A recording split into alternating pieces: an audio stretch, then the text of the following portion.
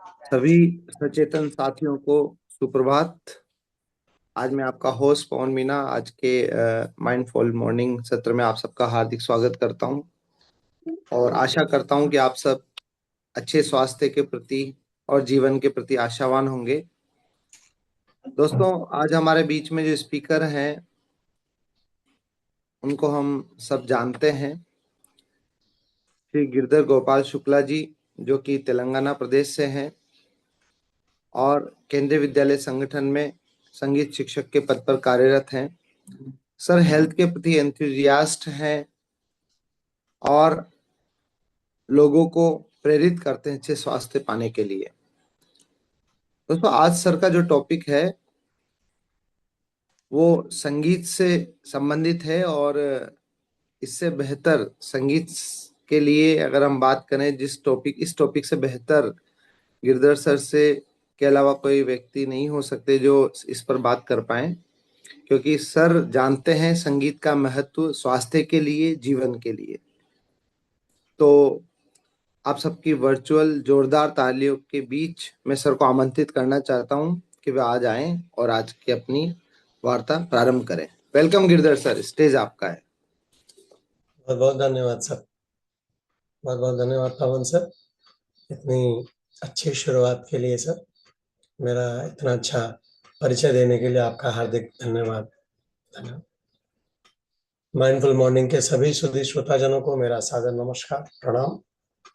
मैं गिरधर गोपाल शुक्ल तेलंगाना प्रदेश से आपके साथ जुड़ा हूँ। आज की वार्ता को प्रारंभ करने से पहले मैं अपने गुरु, guide, coach, mentor Shri PC Maurya sir को प्रणाम करते हुए तथा सभी अभिन्न मित्रगणों को नमन करते हुए, आप सभी लोगों को प्रणाम करते हुए आज की वार्ता की शुरुआत करना चाहूंगा। मित्रों, आज का जो विषय है वो बहुत ही, मैं कहूंगा कि चिरपरिचित भी है, लेकिन एक ऐसा विषय है जिसको हम लोग कभी गंभीरता से हम लोग महसूस नहीं कर पाते हैं। संगीत एक ऐसी चीज है कि हर पल हर क्षण हमारे साथ चलता है। अगर हम कहें कि हम सांस लेते हैं तो वो भी लय में सांस लेते हैं। अगर हमारी दिल की धड़कनें भी धड़कती हैं तो वो भी हमारे रिदम के साथ धड़कती हैं। कुछ भी है, चाहे हमारी पलकें अगर हम झपकाते हैं ना तो वो भी रिदम में पलकें झपकती हैं।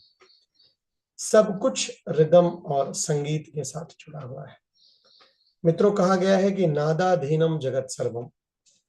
जो संपूर्ण जगत है मित्रों, वो नाद यानी स्वर के अधीन है और स्वर की जो अधिष्ठात्री देवी है वो माता सरस्वती है। मैं उनको प्रणाम करता हूँ। और मित्रों, बिना सरस्वती माता के किसी को भी विद्या, बुद्धि और संगीत का ज्ञान नहीं होता। साथ ही साथ अगर मैं बात करूं तो एक लाइन और मित्रों कही गई है कि संगीत साहित्य कला विहीनः साक्षात पशु पुच्छ विषाणहीनः। यानी कि अगर जीवन में संगीत, साहित्य और कला, इन तीनों चीजों का समावेश नहीं है, या कह लें कि तीन में से किसी एक चीज का समावेश नहीं है, तो वह मनुष्य जो है, जैसे कि पशु होता है ना, वो बिना पूंछ का, उसी प्रकार से दिखाई पड़ता है। तो कहीं ना कहीं से कला, संगीत और साहित्य का समन्वय होना चाहिए। अब मित्रों, बात करूंगा मैं कि पहले कुछ हम थ्योरेटिकल बात करेंगे, मेरे पास कुछ साइंटिफिक चीजें हैं। संगीत का रोल क्या है हमारे जीवन में, हम और संगीत से हमारे शरीर को क्या क्या लाभ मिलते हैं और मिल सकते हैं अगर हम उसको ध्यान पूर्वक समझें और अपने जीवन की दिनचर्या में शामिल करें, तो कैसे उनका हम लाभ पा सकते हैं और उनका क्या कनेक्शन है हमारे स्वास्थ्य के साथ में, इसके बारे में बात करेंगे। और फिर मैं आपको बताऊंगा कि कुछ ऐसे रागों के बारे में बताऊंगा, जो राग, जैसे कि भारतीय शास्त्रीय संगीत, जो कि सभी लोग जानते हैं, है ना। एक शास्त्रीय संगीत होता है और एक फिल्मी संगीत होता है। तो शास्त्रीय संगीत के द्वारा ही फिल्मों के संगीत का निर्माण किया गया है। तो जो लोग शास्त्रीय संगीत नहीं सुनना पसंद करते, क्योंकि कुछ लोगों को ऐसा लगता है कि बहुत बोरिंग होता है, तो वो भारतीय जो सिनेमा जगत संगीत है उनके माध्यम से अपने आप को किस तरीके से ऊर्जावान बना सकते हैं, किस तरीके से अपने आप को अच्छी फीलिंग ला सकते हैं, डोपामाइन रिलीज कर सकते हैं, क्या क्या मिलता है, मैं उसके बारे में बात करूंगा। तो वार्ता को शुरू करते हैं और पहले कुछ इसके जो साइंटिफिक पक्ष है उसके ऊपर हम बात करते हैं। आज का जैसा कि टॉपिक हमने दिया कि हीलिंग विद रागास, है ना, तो शुरू में छिपी सेहत, पावर ऑफ म्यूजिक क्या है उसके बारे में बात करेंगे कि संगीत केवल मनोरंजन के लिए नहीं बल्कि बायोलॉजिकल एक्सपीरियंस है ना, कैसे हम उसके बारे में बात करेंगे कि संगीत को हम अक्सर कला और मनोरंजन के रूप में देखते हैं, लेकिन शरीर के लिए यह एक गहरा सेंसरी एंड इमोशनल एक्सपीरियंस भी होता है। कोई धुन हमें शांत करती है, कोई हमें उत्साहित करती है, कोई वर्षों पुरानी स्मृतियां जगा देती है। तो यानी कि जब हम संगीत सुनते हैं ना तो हमारे ब्रेन के साथ जो उसका नेटवर्क है या जो कनेक्शन है वो कह लीजिए कि एक सक्रिय हो जाता है और हमारी ब्रीथिंग और हमारा मूड भी संगीत के साथ ही चेंज होता है। और कहते हैं मित्रों के सुर बाहर बजते हैं लेकिन उसकी जो प्रतिध्वनि है, उसका जो प्रभाव है ना, वो हमारे अंदर महसूस होता है। म्यूजिक का जो ब्रेन के साथ कनेक्शन है मित्रों, वो कैसा है इसके बारे में बात करते हैं कि संगीत पूरे ब्रेन को इंगेज करके रखता है। ऐसा नहीं है कि केवल संगीत बजे या बाकी चीजें, नहीं, वो सब कुछ मिला के सब कुछ कंट्रोल कर लेता है, आपके मस्तिष्क को पूरा कंट्रोल करके चलता है। संगीत सुनना मस्तिष्क के लिए एक कॉम्प्लेक्स एक्टिविटी है। रिदम को पहचानना, मेलोडी को फॉलो करना, शब्दों को समझना और पुरानी यादों को जोड़ना तथा भावनाओं को महसूस करना, इन सब में अलग अलग ब्रेन्स की जो एक्टिविटी है वो सम्मिलित होती है। Listening, attention, memory, timings and जो ये हमारा मोटर कोऑर्डिनेशन कहते हैं, ये केवल संगीत के साथ ही संभव है। और आगे की अगर बात करें तो इसमें साइंटिफिक एक रीजन और भी आता है मित्रों, संगीत का वेगस नर्व के साथ में क्या कनेक्शन है। मतलब जो जिस वेगस नर्व के बारे में हम बात करते चले आए हैं कि गट रीसेट और गट के बारे में क्या कनेक्शन है, वेगस नर्व कैसे काम करती है और गट और ब्रेन का एक्सेस क्या होता है, उसके बारे में थोड़ी बात करते हैं कि गट और ब्रेन का जो ये एक्सेस है वो भी मित्रों संगीत के माध्यम से प्रभावित होता है। वेगस नर्व हमारे ब्रेन और शरीर के आंतरिक अंगों के बीच महत्वपूर्ण कम्युनिकेशन पाथवे है और गट ब्रेन एक्सिस में इसकी महत्वपूर्ण भूमिका है, जैसा कि हम सभी जानते हैं। शांत संगीत सीधे किसी डैमेज्ड वेगस नर्व को हील करता है और ऐसा कहना वैज्ञानिक रूप से उचित नहीं होगा, लेकिन relaxing music, slow breathing, singing और हमिंग शरीर को पैरासिम्पैथेटिक यानी कि रेस्ट एंड डाइजेस्ट स्टेट की तरफ ले जाने में मदद करते हैं। मित्रों मैं बात करूं, जैसे अगर हम भ्रामरी करते हैं, चैंटिंग करते हैं, जब हम इन चीजों का अभ्यास करते हैं तो ये केवल हमारे मन को शांत नहीं करती है, ये हमारे अंदर भी हीलिंग करती है। आप जब भ्रामरी प्राणायाम करते हैं, प्रैक्टिकल टॉक में करूं अगर बात, तो जब आप भ्रामरी करते हैं तो आप भ्रामरी में आपका मुंह बंद होता है और केवल हमिंग साउंड हम प्रोड्यूस करते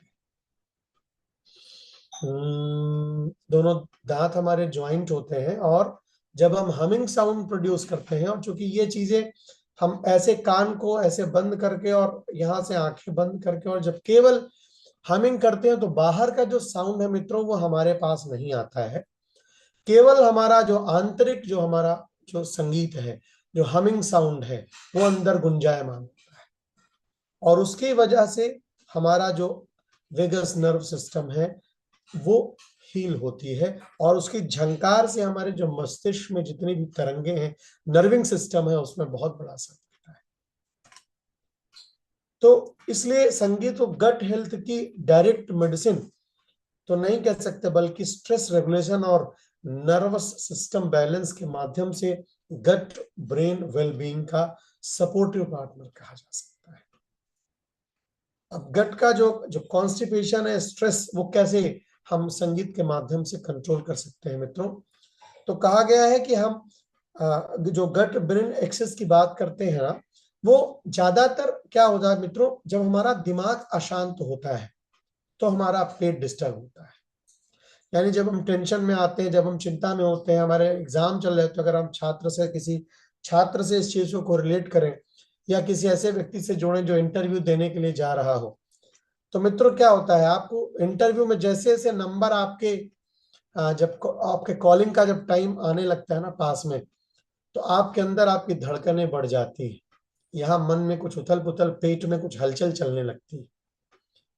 और जैसे जैसे नंबर आपका पास आने लगता है ना, आपको लगता है कि एक बार वॉशरूम होके आना चाहिए, है ना। बहुत प्रैक्टिकल टॉक है, हमने फील की है। और सभी लोग, चाहे जिनका एग्जाम्स होते हैं, उन बच्चों का जो टाइम हो, या जब इंटरव्यू के टाइम पे, ये बिल्कुल ये फीलिंग आती है। क्यों? हमारा जो दिमाग है ना, कहीं ना कहीं स्ट्रेस में होता है, मन में खलबली चल रही होती है, और उसका जो सीधा असर है वो हमारे पेट में, हमारे गट में दिखाई पड़ता है। तो मित्रों, संगीत, अगर आप उस वक्त, अगर मैं एक छोटी सी बात करूं, अगर आप उस वक्त अपने आप को शांत रखें, अगर आपके पास कुछ हेडफोन है, ईयरबड्स हैं, आप अपने लिए आप कुछ म्यूजिक चला के रखें, आप इस चीज को अपने से दूर हटा दें कि आप कहाँ पर बैठे हैं और आपके साथ आप कहाँ जाने वाले हैं। आप ये समझ लीजिए कि वो जो सारी चीजें आपके मन में घूम रही होंगी, उनमें आपको बहुत लाभ मिलेगा। तो कहते हैं कि जब लगातार व्यक्ति स्ट्रेस में रहता है तो उसका प्रभाव केवल मन पर ही नहीं पड़ता है, उसका असर भूख पे पड़ता है, डाइजेशन पर पड़ता है, गट फंक्शनिंग पे पड़ता है ना। लेकिन अगर आप उसी समय पसंदीदा और शांत संगीत अगर आप सुनते हैं, तो आपका वो रिलैक्सेशन और स्ट्रेस के लेवल को कम करता है, और इसका जो इनडायरेक्ट लाभ है वो आपके डाइजेस्टिव सिस्टम पर भी पड़ता है।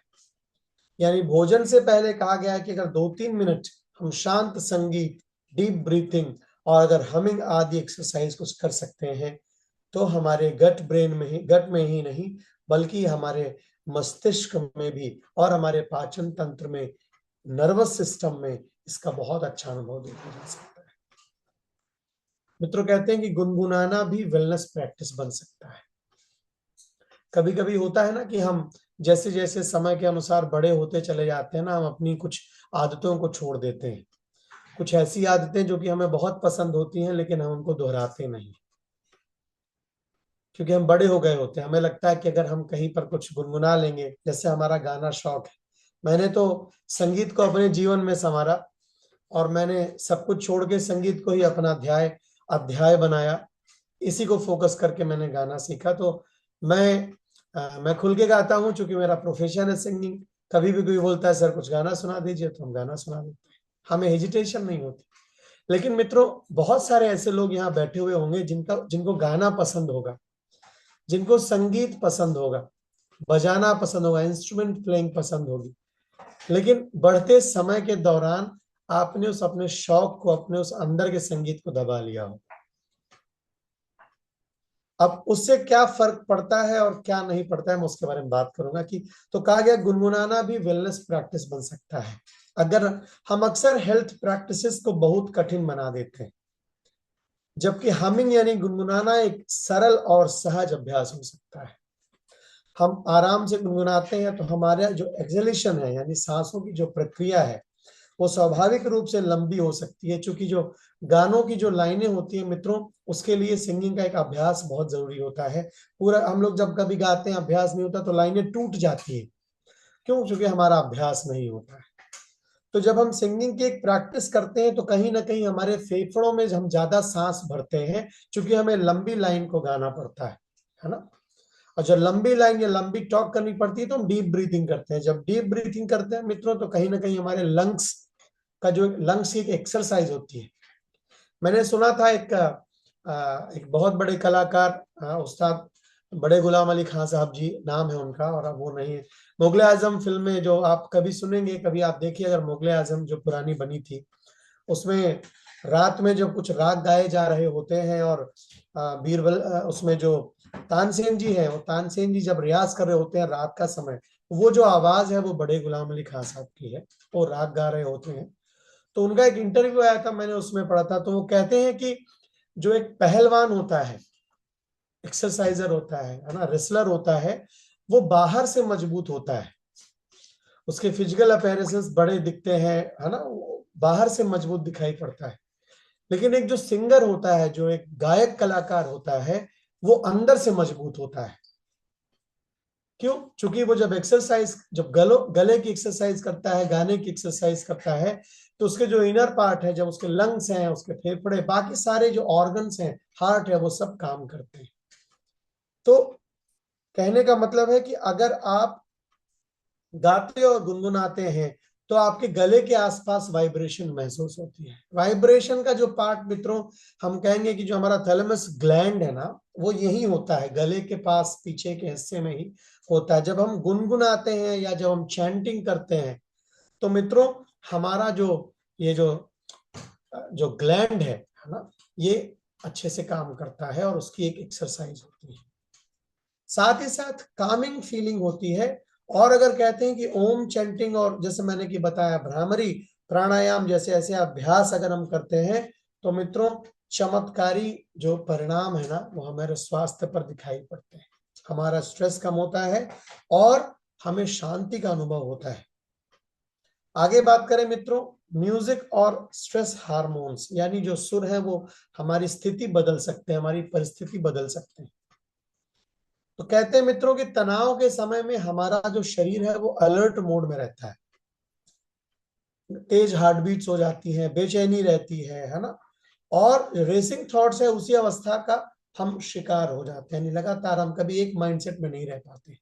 लेकिन वही बात है कि अगर आप अपने पसंदीदा संगीत को अपना सहारा बनाएं, तो आपका जो कार्टिसोल है, क्योंकि जब मित्रों हम स्ट्रेस होते हैं, तो हमने सुना है यहाँ से माइंडफुल मॉर्निंग से हमने बहुत कुछ सीखा है। What is the stress hormone? एक ही नाम आता है, कार्टिसोल। तो जो कॉर्टिसोल है वो स्ट्रेस को देता है, लेकिन जैसे ही हम शांत संगीत का अनुभव करते हैं, आपको जो जो आपको म्यूजिक लगता है कि वो हमें कामिंग देता है, कूलनेस देता है, अगर हम उसको सुनते हैं तो स्ट्रेस के हार्मोन यानी कार्टिसोल को कम कर देता है और एंजाइटी को घटा देता है मित्रों। अभी मैं कुछ रिसर्च और शोध के बारे में भी बात करूंगा कि कहाँ कहाँ पर और क्या क्या चीजें होती है ना। तो कहते हैं कि जब हम कूल एंड काम म्यूजिक को यूज करते हैं, तो हमारा जो साइकोलॉजिकल स्टेट है मित्रों चेंज हो जाता है और हम बेहतर सांस लेते हैं और अपने आप को बेहतर महसूस करते हैं और चीजों को चूज करने में हमें आसानी आसानी मिलती है। फिर मित्रों बात करते हैं कि संगीत, डोपामाइन और आनंद, है ना, हेल्थ में जॉय भी जरूरी है। मित्रों हमने जैसे कि कुछ हार्मोन्स के बारे में सुना है ना, डोपामिन के बारे में हमने सुना है ना, ऑक्सीटोसिन के बारे में हमने सुना है ना, ऐसे हार्मोन्स जो पेन को रिलीफ देते हैं, रिलैक्स करते हैं, आपके ब्रेन को शांत करते हैं। तो कहते हैं कि सेहत की चर्चा अक्सर कैलोरीज, प्रोटीन, स्टेप और रिपोर्ट्स तक सीमित हो जाती है मित्रों, जबकि आनंद यानी कि जो हम डोपामिन जो हार्मोन है ना, वेलबींग का महत्वपूर्ण हिस्सा है। पसंदीदा संगीत ब्रेन के रिवार्ड यानी कि सर्क्यूटी सर्क्यूट्राई, है ना, ऐसा कुछ लिखा हुआ है, मैं बाद में और क्लियर करूंगा, प्लेजर, एंटिसिपेशन और मोटिवेशन की अनुभूति पैदा कर सकता है। यही कारण है कि जब कोई हमें पसंदीदा संगीत हम सुनते हैं तो हम तुरंत एनर्जाइज महसूस होते हैं। और यहां संगीत की सबसे जो खूबसूरत बात है मित्रों, यह है कि वह आनंद को बिना किसी बाहरी पदार्थ के पैदा करता है। यानी कि हम आजकल, जैसा कि हमने यहाँ बात की थी, पवन सर ने भी बात की थी और सर ने भी बहुत चीप डोपामाइन की बात हम लोग करते हैं, है ना। चीप डोपामाइन कभी कभी रील्स देखने से मिलता है ना, मोबाइल का जो हम स्क्रॉलिंग करते रहते हैं, तो हमें उससे भी जो है चीप डोपामाइन मिलता है। तो लेकिन उसका जो नुकसान है वो हमारे साथ बहुत मिलता है, लगातार स्क्रॉलिंग कर से दिमाग में स्ट्रेस आता है, आंखें खराब होती है ना। तो ये जो संगीत है, ये क्या, ये आप जब फील करते हैं बिना किसी बाहरी भौतिक पदार्थ के, है ना, उससे आपको जब ये डोपामाइन मिलता है, तो ये जो है आपको ज्यादा बेनिफिट देता है। तो हमें अपनी लाइफस्टाइल में केवल डिसिप्लिन ही नहीं बल्कि हेल्थी सोर्सेस ऑफ जॉय भी चाहिए, और जिसमें कि संगीत बहुत बड़ा रोल प्ले करता है मित्रों। संगीत मस्तिष्क को कहते हैं मित्रों की जो एक म्यूजिक मेमोरी, एंड सर ने बात कही थी, ऋषि सर ने, कि न्यूरोप्लास्टिसिटी है ना, उसके साथ उसका क्या कनेक्शन है मैं बात करूंगा। कि नया गीत सीखना, सुर पहचानना, ताल पकड़ना या कोई इंस्ट्रूमेंट बजाना ब्रेन के लिए एक रिच लर्निंग एक्सपीरियंस है। क्यों है? क्योंकि इसमें attention, auditory processing, memory, Motors, यानी कि जब हम किसी भी नई चीज को सुनते और समझते हैं ना, हमें वहां दिमाग लगाना पड़ता है। सीधे शब्दों में कहें तो दिमाग को काम में लगाना पड़ता है। तो जो ऐसे बहुत सारे जो नर्विंग सिस्टम, जो हमारे दिमाग के ऐसे बहुत सारे सेल्स हैं जो सोए पड़े रहते हैं, क्योंकि हम उनका यूज नहीं करते। लेकिन जब कभी भी हम किसी नई चीज की शुरुआत करते हैं, सीखने के लिए, जानने के लिए, तो ऐसे बहुत सारे जो सेल्स हैं जो हमारे ब्रेन में, जो वो एक्टिव हो जाते हैं मित्रों। और मैं ये कहूं कि जो वो सेल्स हैं, वो जो सेल्स हैं वो अपना जो पाथवे है वो क्लियर करते हैं, बनाते हैं, और हमारी, कहते हैं मित्रों की, वो जो जो हमारी जो स्किल है वो डेवलप होती है। न्यूरोप्लास्टिसिटी का सरल अर्थ कि हमारा जो ब्रेन अनुभव और अभ्यास के अनुसार बदलने की क्षमता रखता है। इसीलिए कहा गया कि 50 वर्ष, 60 वर्ष या 70 वर्ष की उम्र में भी संगीत सीखना बहुत इजी है, आप सीख सकते हैं, है ना। अब मित्रों आगे की बात करें कि सामूहिक संगीत, है ना, कनेक्शन भी एक हेल्थ इंटरवेंशन है ना। जैसे कि क्या मित्रों की भजन, कीर्तन, समूह गायन, परिवार के साथ संगीत गीत हमें केवल भीत मतलब अंदर ही नहीं ले जाता है, वह हमें एक दूसरे से जोड़ता भी है। आज के समय में आप देखें तो लोगों के पास समय की बहुत बड़ी कमी हो गई है। हम एक ऐसा ऑर्गेनाइजेशन ढूंढते हैं जहां पर अच्छे लोग मिले, जैसा कि एक हमारा माइंडफुल मॉर्निंग, हमारी एक ऐसी कम्युनिटी है जहां पर सारे लोग पॉजिटिव हैं, और हम जब यहाँ जुड़ते हैं तो हमें एक पॉजिटिवनेस का हमें अनुभव होता है, पॉजिटिविटी मिलती है। इसी प्रकार अगर हम संगीत का एक माध्यम जोड़ें तो संगीत में जब कहीं पर भी भजन कीर्तन संध्या होती है मित्रों, है ना, तो हमें वहां पर जाकर के एक दूसरे के साथ मिलना जुलना और एक सामूहिक और सामाजिक वातावरण हम वहां पैदा करते हैं। लोग गाते समय एक साझा रिदम और भावनात्मक अनुभव में आते हैं, और उसी की वजह से जो आपस की बिलोंगिंगनेस है वो बढ़ जाती है मित्रों, सोशल कनेक्शन बढ़ जाता है ना, और बॉन्डिंग बढ़ जाती है। आप एक दूसरे के साथ मिलते हैं, एक दूसरी चीजों को आप साझा करते हैं। और फिर मित्रों कहते हैं कि हर संगीत हर समय के लिए नहीं होता। अगर आप इसको कुछ कैटेगराइज कर लें कि सुबह जो है अपलिफ्टिंग म्यूजिक, है ना, आजकल गूगल में बहुत सारे संगीत उपलब्ध हैं। और एनर्जेटिक, जब आप एक्सरसाइज करते हैं तो आप फास्ट म्यूजिक लगा लीजिए, एनर्जेटिक म्यूजिक लगा लीजिए, है ना। जब आप ध्यान करते हैं तो आप सूद म्यूजिक, कामिंग म्यूजिक लगा लीजिए, है ना। जैसा कि सुबह सुबह देखिए हमारे पीसी सर जो म्यूजिक फ्लूट प्ले करते हैं वो हमें जगाने का काम करती है ना कहीं वो हमें उठाने का काम करती है, एक एनर्जी देती है। तो मित्रों ये जो चीजें मैंने अभी आपसे चर्चा की, ये संगीत का जो साइंटिफिक रीजन है उसकी ओर बात की। अब मैं आपसे थोड़ी बात करूंगा कि ऐसे कौन कौन से राग हैं शास्त्रीय संगीत में जिनको सुनने से हमारे जो हमारी जो दिक्कतें हैं, जो समस्याएं हैं, उनमें लाभ मिलता है। तो मित्रों मैं कुछ नाम लूंगा, हो सकता है आप उससे परिचित ना हो या बहुत सारे लोग परिचित भी हो, तो आप उनके बारे में सुनेंगे और समझेंगे। मित्रों कहते हैं कि एक जो मानसिक और शारीरिक स्वास्थ्य के लिए, जो हमको सुधार के लिए कुछ हम राग सुन सकते हैं, वो एक है मित्रों, इसका नाम है राग दरबारी, है ना। तो तनाव और हृदय संबंधी रोग अगर किसी को है मित्रों, और ये सारी बातें शोध के ऊपर आधारित है। मैं बात करूंगा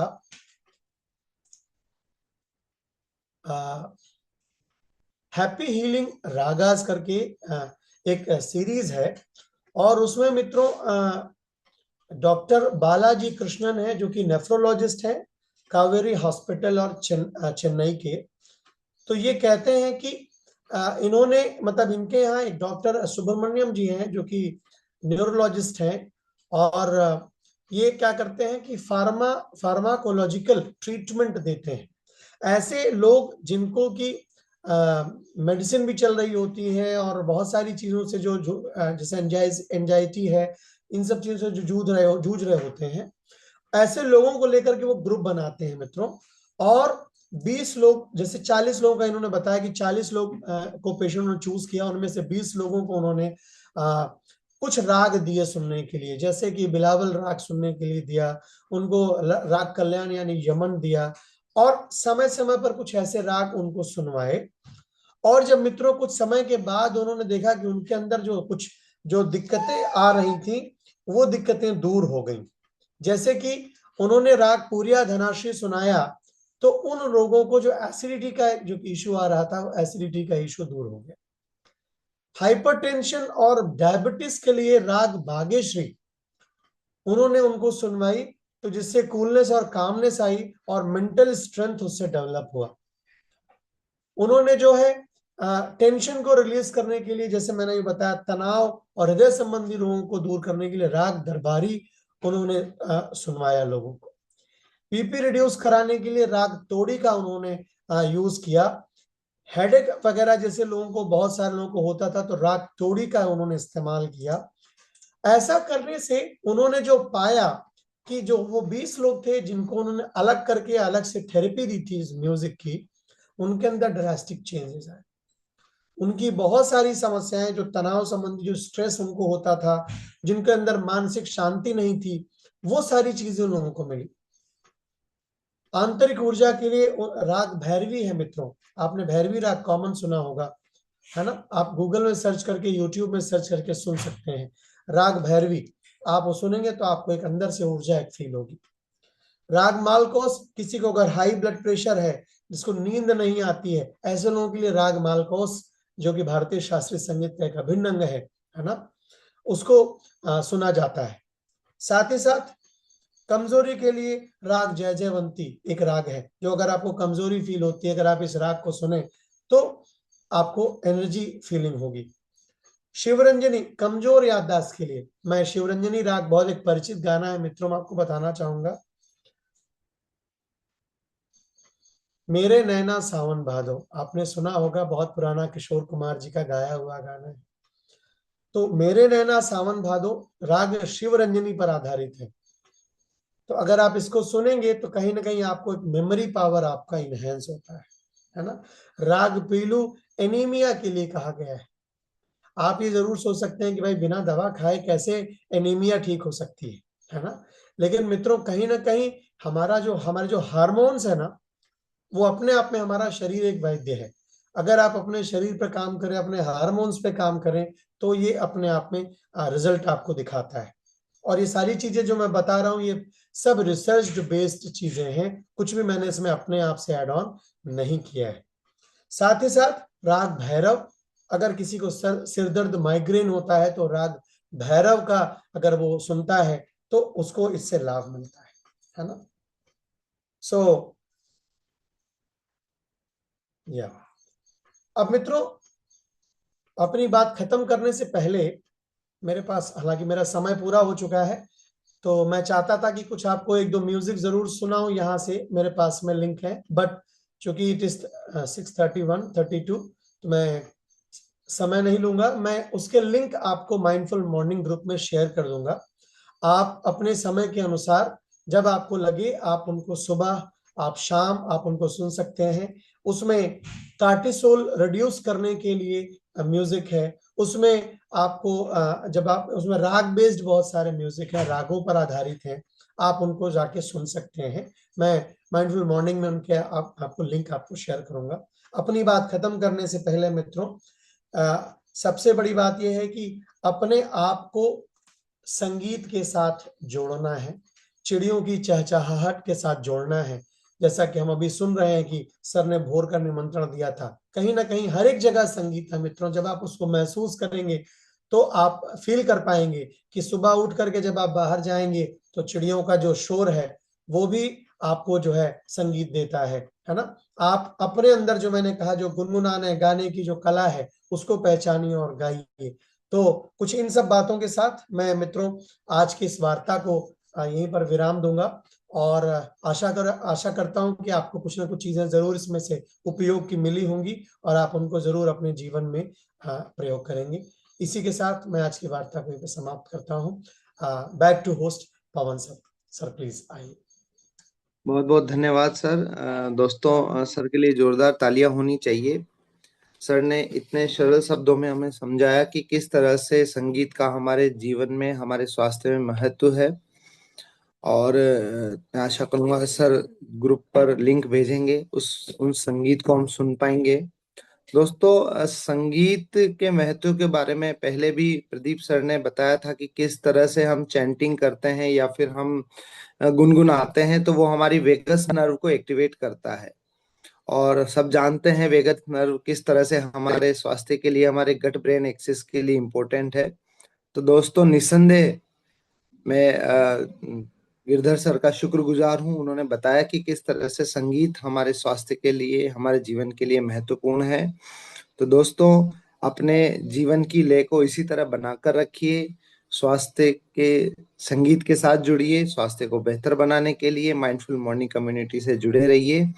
तो आज के सत्र को यहीं विराम देते हैं। कल मिलते हैं एक नए सत्र के साथ, एक नए वार्ताकार के साथ। आपका दिन